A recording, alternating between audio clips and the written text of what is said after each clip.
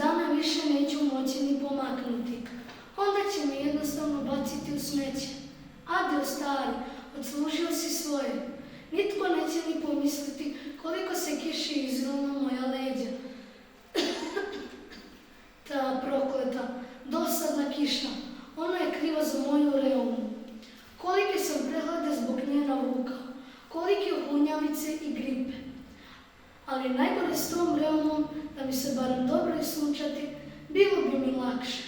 Ali ne, kišobran ne smije ići po suncu. Svi bi mu se smijali. Kad je lijepo vrijeme, on mora čučati u mračnom ormanu. Čini mi se da takav cijeli dan čeka i danas. Da pogledam kroz prozor, sunce će svaki čas izići.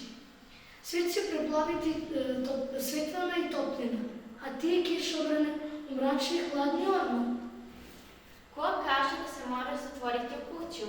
Iziđi ti u šetnju, osunčat svoje bolesne kosti, bit će ti lakše.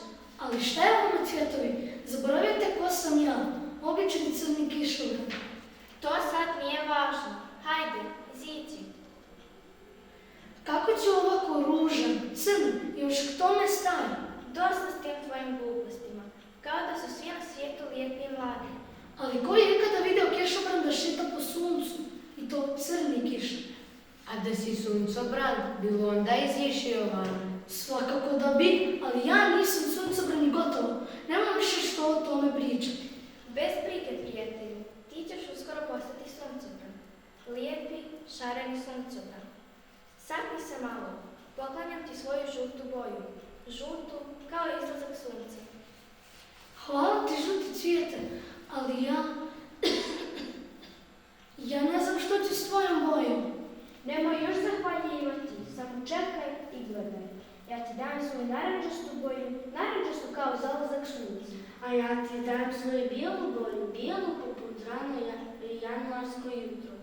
Od mene primi ljubičastu boju, ljubičastu kao sumrak nad usnovom planinom. A od mene plavu boju, plavu kao tajnovito i šutljivo more. Pa ja sam postao suncobran. Da, lijepi šareni suncobran. Kosti me više ne bole. Evo, mogu se sasvim lako kretati. Ni prehlađen više nisam.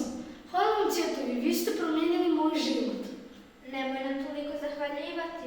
Radi odmah otiđi u šetnju, iskoristi sunce. Otići ću na šetnju uz obalu i na plažu ću ići. Ljubit ću se sa svakim sunčevim zrakom. Kakva li je sreća biti suncobran?